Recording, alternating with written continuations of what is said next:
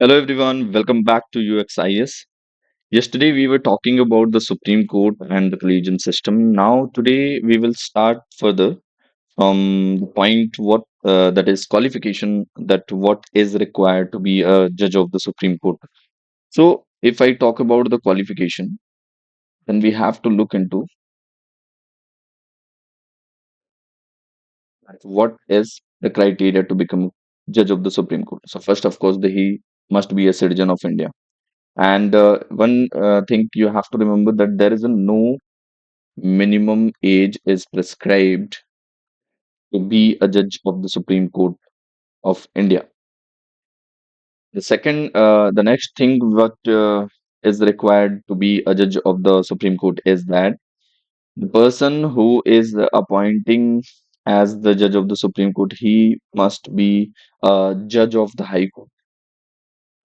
He must be the judge of the High Court for the 5 years, for the 5 years, or he must be a distinguished jurist in the opinion of the president. In the opinion of the president, we have to remember this point because यहीं पे लोग भूल जाते हैं. Okay. Now,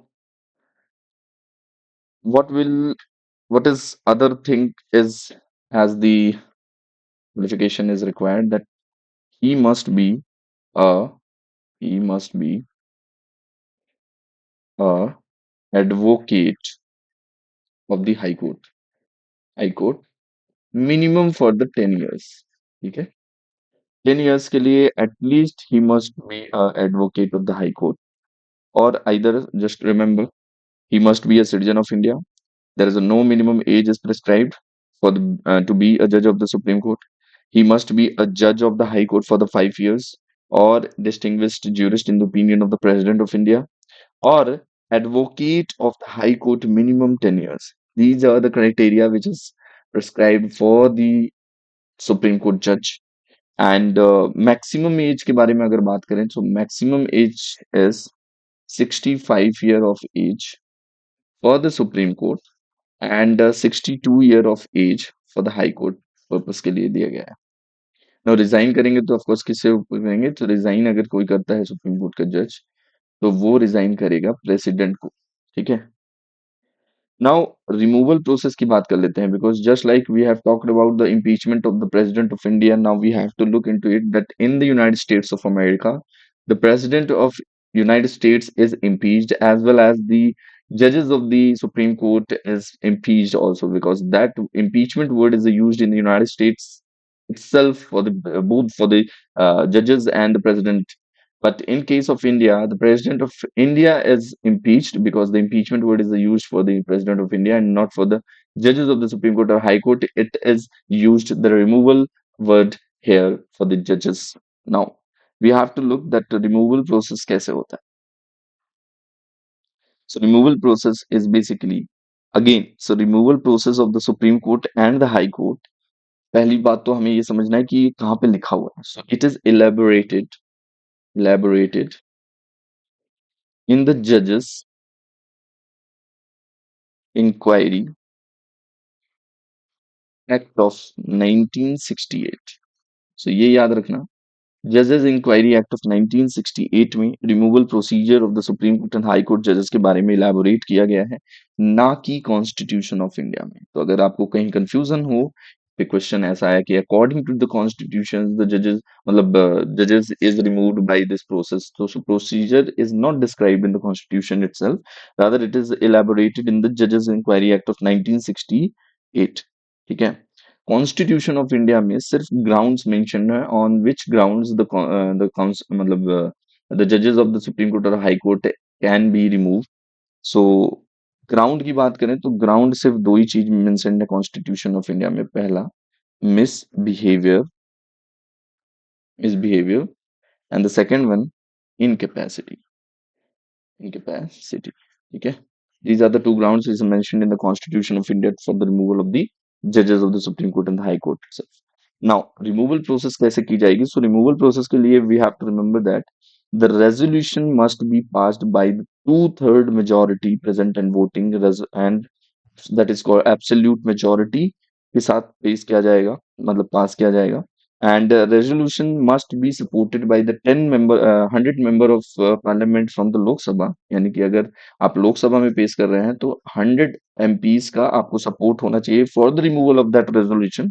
and Rajya Sabha में same चीज at least 50 होनी चाहिए। So 50 member of the parliament from the Rajya Sabha itself supporting in the favor of the resolution for the removal of the particular judge.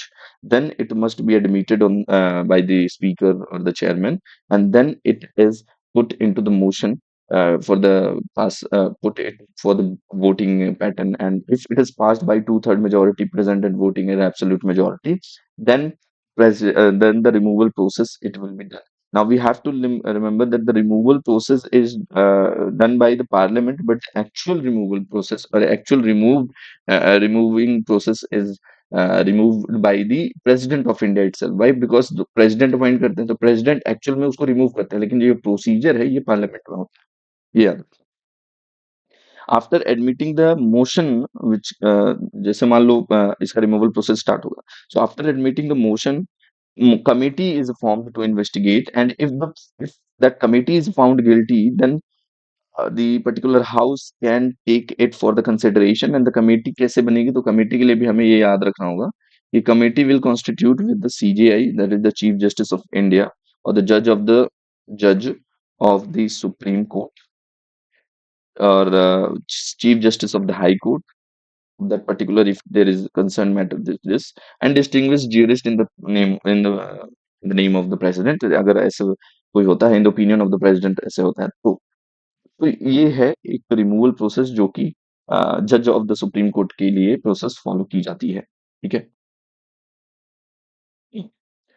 Now we have to look that इस collegium system को हमने जब कल समझा था, तो collegium system के बारे में आपने सुना होगा, ये बहुत ही ओपेक है। लाइक थोड़ी-सी इसकी क्रिटिसिज़्म के ऊपर थोड़ा-सा बात करते हैं। लाइक एक पहली बात तो ये निकल कर के आती है कि आपने इस समय सुना होगा एक जुडिशियल भी, हाल ही में ये रिसेंटली चर्चा में भी था ये वर्ड, जुडिशियल डेस्पोटिज़्म। ठीक है? सो जुडिशियल डेस्पोटिज़्म, जुडिशियल आउटरेज, है ना? जुडिशियल रेस्ट्रेंट, तो ये सारी चीज़ें जो होती हैं, ये कहीं न कहीं दिखाती हैं कि जुडिशरी जो है अपनी क्राइटेरिया से कहीं न कहीं बाहर जा रहा है। सो इसकी क्रिटिसिज्म में हम ये समझ सकते हैं कॉलेजियम सिस्टम की कि पहली बात तो ये ओपेक है, लाइक ये पारदर्शी नहीं है ना? दिस इज़ ओपेक, ओपेकनेस के साथ ये और चलता है, और ये लैक ऑफ ट्रांसपेरेंसी को दर्शाता है ना? तो लैक ऑफ ट्रांसपेरेंसी को ये दर्शाता है, और इसमें सबसे ज़्यादा जो खतरा या यूँ कहें कि इसमें सबसे ज़्यादा जो चीज़ें फ़ॉलो की जाती हैं, वो होता है स्कोप ऑफ नेपोटिज़्म बहुत, कि लाइक अगर दादाजी वो मतलब जज हैं तो उनका पोता भी जज हो सकता है आगे चल करके। तो ये एक कहीं न कहीं ये स्कोप रहता है। सो एक scope of nepotism is absolutely there. And तीसरा ये है कि ओवरलुक करते हैं ये लोग सेवरल टैलेंटेड जूनियर जजेस को, एडवोकेट्स को, in the name of the collegium, क्योंकि उनके ऊपर है, लाइक आप 4-5 लोग ही मिलके डिसाइड करते हो, तो वो आपके ऊपर डिपेंड करता है कि आप किसको सेलेक्ट करोगे। So this is creates the sideline the advocates who are very talented, or judges who are very talented to be a judge of the Supreme Court itself. So these are the system that the collegium system is itself is criticized because of this mechanism। and इसको ठीक करने के लिए भारत सरकार ने एक attempt किया था, that was the NJAC, that is the national sorry, इसका ये था कि जो जुडिशियल अपॉइंटमेंट कमेटी बनाई थी इसमें, उसके बारे में एनजेएसी को लाया गया था, लेकिन बाद में इसे हमारी सुप्रीम कोर्ट ने ही इटसेल्फ मतलब स्ट्रक डाउन कर दिया। क्या बोल के कि ये पहले तो ये 99th constitutional amendment act of 2014 से आया था। तो इसको स्ट्रक डाउन कर दिया सुप्रीम कोर्ट ने 2015 में, ये बोल के कि ये वायलेशन करता है सेपरेशन ऑफ पावर। बिकॉज इसका सुप्रीम कोर्ट का मानना था कि ये हमारे डोमेन में, यानी कि जुडिशरी के डोमेन में एग्जीक्यूटिव और लेजिस्लेचर का दखल है। एंड इससे कंक्लूजन ये निकलता है कि filling up the vacancies is a continuous and a collaborative process involving an executive or judiciary। However, it is time to rethink, like, or think the permanent institutionalized way to maintain both the accountability and the independence of the judiciary. We have to look into it. Now, if NJAC के बारे में बात करें, एक चीज और देखो जहां पे हम एनजेएसी का थोड़ा सा देखते हैं, बिकॉज हो सकता है आने वाले समय में ऐसा कुछ मैकेनिज्म फिर से आ सकता है। सो हमें ये पॉइंट हमें ध्यान से समझना होगा। लाइक एनजेएसी जो है, द वर्डिक्ट जो एनजेएसी के ऊपर जो आया था ना, इसके खिलाफ हमें क्या बोल सकते हैं, मतलब क्या क्रिटिसिज्म हो सकता है एनजेएसी के जजमेंट के ऊपर। So the verdict held itself it's extra constitutional act by the supreme courts own member, like to serve its own ends and in place of the lawful enacted by the popularity elected government. Like parliament ने इसे पास किया था, तो of course elected government ने एक proper procedure करके इसे apply किया था, उसको भी एनजेसी मतलब जो हमारी सुप्रीम कोर्ट है उसने स्ट्रक डाउन कर दिया। So this is not good in the case of healthy democracy. We have to look into it. Now, judgment failed to answer, like this judgment which passed by the Supreme Court is itself failed to answer the question that how the judicial primacy in the appointment of the judges is a part of the basic structure when the constitution of India it provides that the president to appoint with the consultation in the certain person, like consultation को हमने बताया था कि second judge case और third judge case में भी consultation is equal to concurrence कर दिया गया। So ये जजमेंट भी अपने आप में ये डिस्क्राइब नहीं कर पाया कि what is the answer to the question that how the judicial primacy is taken as the part of the basic structure when the constitution itself provide that the appointment of the judge of the supreme court it will be done by the president with the consultation of the that certain person। इस तरीके की जब चीजें constitution में लिखी हुई हैं और जब पार्लियामेंट ने अपने आप में एक पूरी प्रोसीजर को लॉफुल प्रोसीजर को कर करके उसे पास कराया था, तो आप कैसे इसे स्ट्रक डाउन कर सकते हैं in the name of the basic structure, और आप फिर उसका आंसर भी नहीं दे पा रहे हो। So that raises the question on the judiciary itself. Now, even the Supreme Court has admitted in the NJAC judgment that all is not well within the opaque collegium system। यानी कि supreme court ने ये माना कि हाँ आपको ये चीज ओपेकनेस यहाँ पर है, फिर भी उन्होंने इसकी जो एक क्वेश्चन है जो मैंने अभी बताया, उस क्वेश्चन को इन्होंने आंसर देने से मतलब एक तरीके से पीछे रखा खुद को और आंसर नहीं दे पाए। So these are the some of the criticism of the judgment of the Supreme Court itself on the NJC. We have to look into it. ठीक है, we have to remember now. अब इससे बात एक यहाँ पे निकल करके आती है कि आप सुप्रीम कोर्ट की इंडिपेंडेंस को कैसे मेंटेन कर रहे होते हो, कि सुप्रीम कोर्ट कैसे इंडिपेंडेंट। ठीक है, सो इसमें हमें देखना होगा कि इंडिपेंडेंस इंडिपेंडेंस आप कैसे मेंटेन करते हो सुप्रीम कोर्ट को। तो सबसे पहले आपको ये अभी याद होगा कि आर्टिकल नंबर 124 क्लॉज 4 में ये दिया हुआ है कि रिमूवल प्रोसेस जो होगा, ये रिमूवल प्रोसेस जो होगा ये अपने आप में स्पेशल मेजोरिटी से होगा। ठीक है, तो आप जल्दी आप हटा नहीं सकते हो, तो इसलिए वहां पे एक उसको एज मिलता है। दूसरा, अपॉइंटमेंट ऑफ द जज जो है वो विद कंसल्टेशन होगा, और ऑफकोर्स हमने अभी देखा कि कंसल्टेशन को ही उसने कंकरेंस मान लिया गया है ना।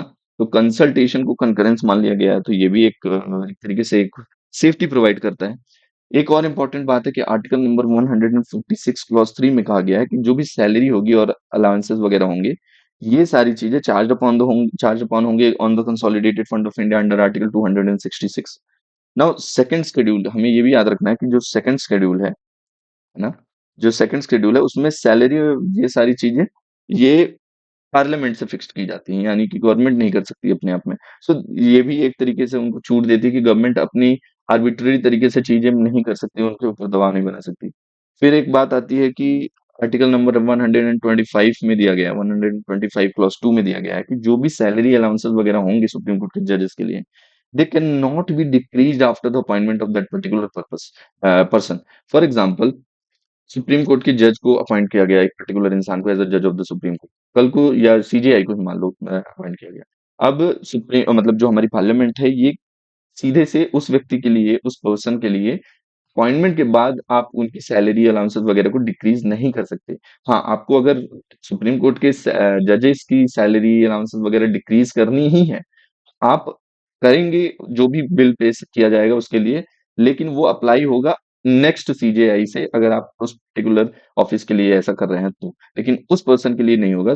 To give him the full independence, ताकि वो अपनी इस सैलरी और अलाउंसेस के दबाव में आकर के मतलब कि उसकी स्वतंत्रता बरकरार रहे, वो कॉम्प्रोमाइज ना हो। सो इस तरीके से जो है independence of the supreme court को मेंटेन करने में बहुत सारे प्रावधान, बहुत सारे प्रोविजंस प्रोवाइड कराए गए हैं ऑलरेडी। नाउ हमें एक चीज ये याद रखनी होगी कि जो पावर्स हैं और जो फंक्शंस हैं, powers functions of the supreme court, उनमें हमें क्या याद रखना है, that the powers and the functions of the supreme court की बात करें, सो ऑफ कोर्स हम जानते हैं कि हमारी एक फेडरल कोर्ट है, हाईएस्ट कोर्ट है। यानी कि अगर आपका फंडामेंटल वायलेट होता है तो आप डायरेक्टली मूव कर सकते हैं to the supreme Court of India under article 32 itself. और एक इम्पॉर्टेंट वर्ड यूज किया गया है हमारी सुप्रीम कोर्ट के लिए, that is bed rock. Bed rock of the constitution of India कौन होगा, तो हमारा सुप्रीम कोर्ट ही होगा। और एक तरीके से इसको अगर ये भी कहा जाता है कि it is a guardian of the Supreme Court is the guardian of the Constitution of India, and has various advisory, supervisory power also, which we have to, which we do not, which we will not look into it because it is not relevant for us. Now 131 article में जैसे मैंने बताया था कि original jurisdiction होता है, जहाँ पे exclusively dispute between the center and the state, between the two state or more state is resolved by the Supreme Court itself। वो ओरिजिनल jurisdiction के तहत वो करता है। रिट की बात मैंने करी ही थी कि रिट जो होते हैं वो भी हमारे सुप्रीम कोर्ट में आर्टिकल 32 के तहत फंडामेंटल राइट्स के लिए किए गए हैं और आर्टिकल 226 के तहत हाई कोर्ट को दिए गए हैं।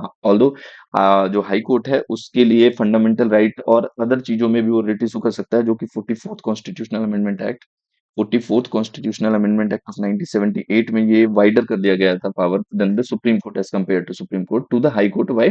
बिकॉज हाई कोर्ट के पास और भी पावर्स दी गई ताकि वो और अदर चीजों के लिए भी रिट ज्यूरिसडिक्शन दे सके। और सुप्रीम कोर्ट को सिर्फ फंडामेंटल राइट के लिए एक तरीके से कहा जा सकता है सुप्रीम कोर्ट फंडामेंटल राइट के लिए ही बाध्य हो गया, वहां पे वो रिट अपना निकाल सकता है। एक एक इंपॉर्टेंट बात हमें ये याद रखनी है, दैट जो आर्टिकल नंबर 136 है ये प्रोवाइड करता है कि special leave petition, special leave petition.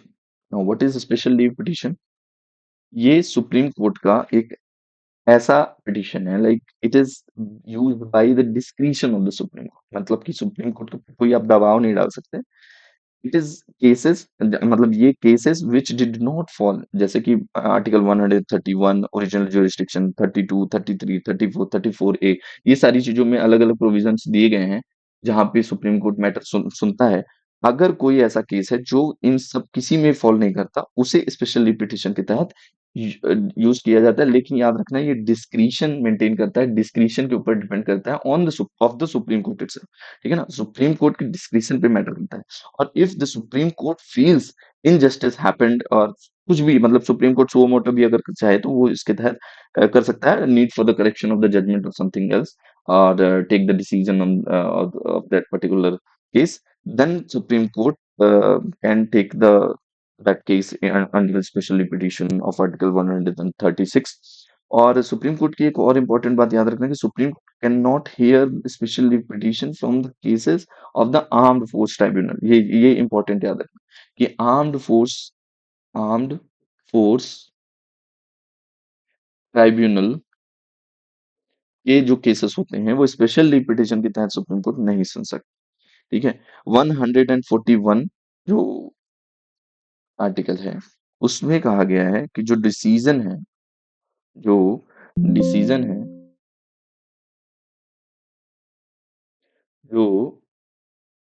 एक सेकंड,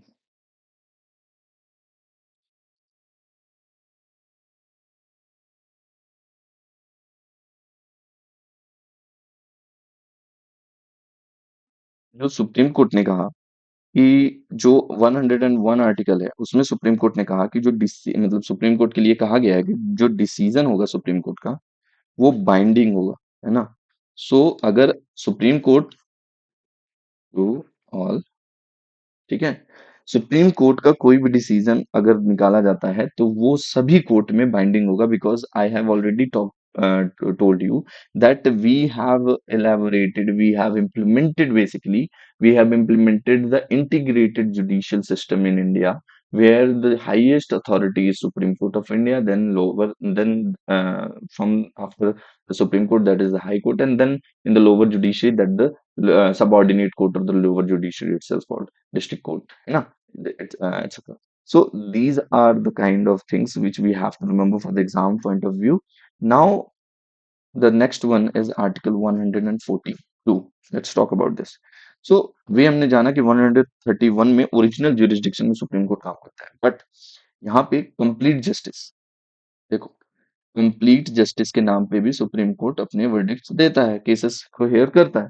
नाउ कंप्लीट जस्टिस में ये था कि enforcement of the decrees or the order of the Supreme Court and the order as the discover the complete justice, यानी कि पावर अंडर 142 जो है complete justice के बारे में बात करता है सुप्रीम कॉन्स्टिट्यूशन, लेकिन कंप्लीट जस्टिस को डिफाइन नहीं किया गया है कॉन्स्टिट्यूशन ऑफ इंडिया में। इसके तहत भी सुप्रीम कोर्ट जज केसेस को सुनता है।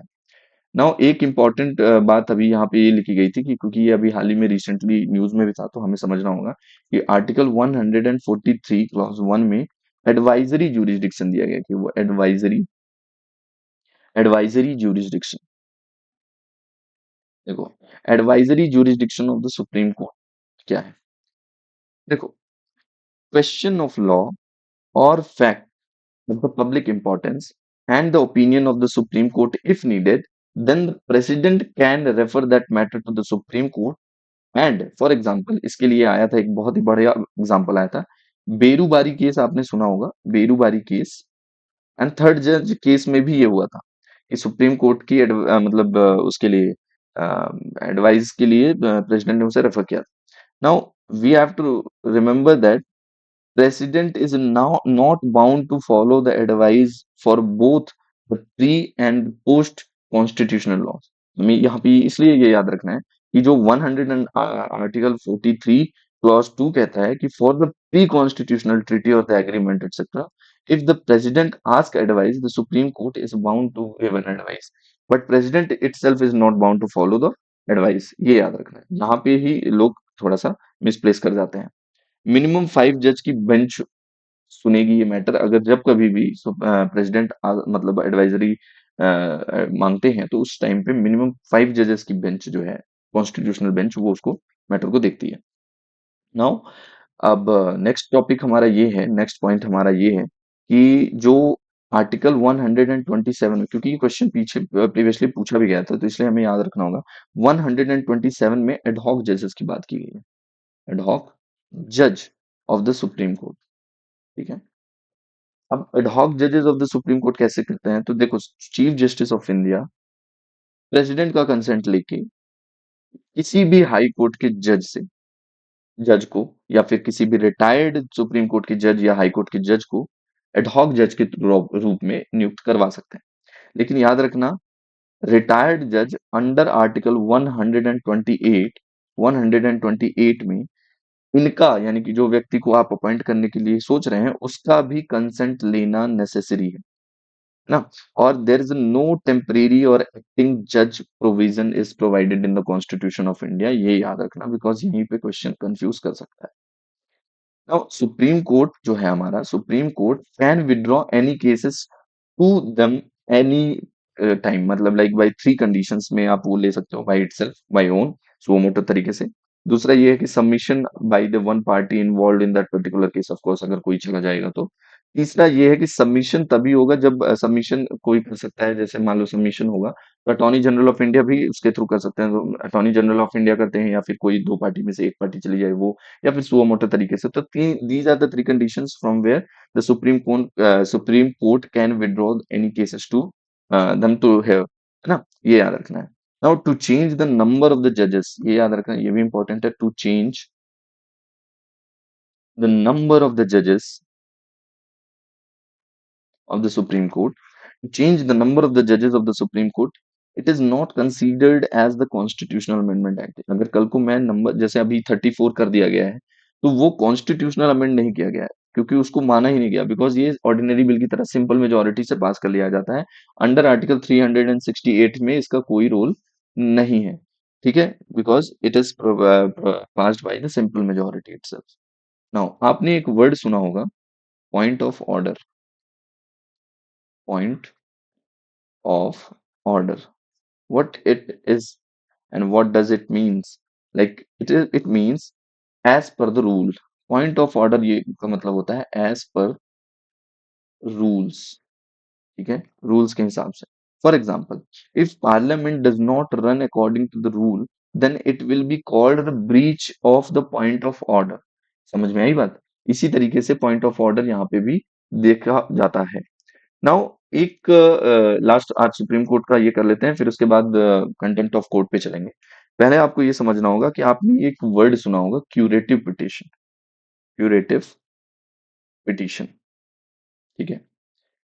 What is curative petition? Curative petition is basically review of its own review judgment, ठीक है। यानी कि रिव्यू पिटिशन का भी रिव्यू करना इज क्यूरेटिव पिटिशन, और इसके लिए कोई भी टाइम लिमिट नहीं है, यानी कि आप क्यूरेटिव पिटिशन के लिए टाइम लिमिट नहीं है टू फाइल इट। और इनोवेशन है ये अपने आप में सुप्रीम कोर्ट का, जैसे कि हमारी सुप्रीम कोर्ट जो है बहुत सारी चीजें इनोवेट करती है, जैसे for example basic structure he innovation है अपने आप में। सुप्रीम कोर्ट को आदत है ये लाइक इनोवेशन करने का, तो मतलब प्रैक्टिस में है उसकी। Now one direction of the supreme on the direction और द डिस्क्रिशन, बेसिकली बोल सकते हैं कि डिस्क्रिशन अगर करेगा, सो सुप्रीम कोर्ट क्यूरेटिव पिटिशन के तहत भी अपना ओन जो जुडिशियल रिव्यू का जजमेंट है उसको रिव्यू कर सकती है एक बार फिर, under the curative petition. But ये याद रखना, it is not a right और अ फंडामेंटल राइट, कुछ तो राइट तो बिल्कुल भी नहीं है। It is depend totally on the Supreme Court itself and nothing else. And it is circulated to the three judges bench, or who passed the judgment of the previously.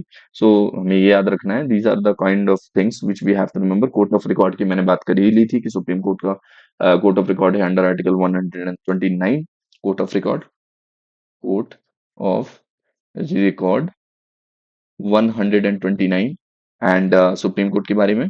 और high Court के लिए 215 में high Court के बारे में court of record का जिक्र किया गया है। नाउ नेक्स्ट लेक्चर में हम बात करेंगे contempt of court and high Court के बारे में।